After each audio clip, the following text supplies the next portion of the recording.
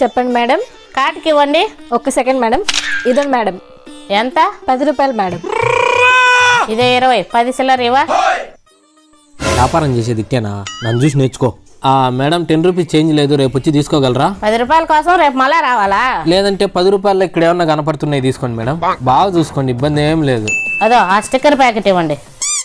ఇదండి మేడం. బాగుంటుందా నాకు? ఒకసారి పెట్టుకొని చూడండి మేడం. అబ్బా కడప రెడ్డమ్మ మాదిరి ఉండరు మేడం. పొగిడినవా తిట్టినవా? పొగిడాను మేడం. ఎంత?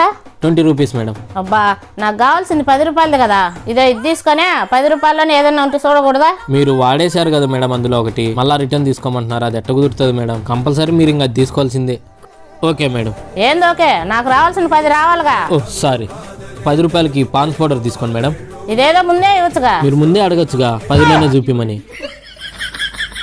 ఇది వ్యాపారం.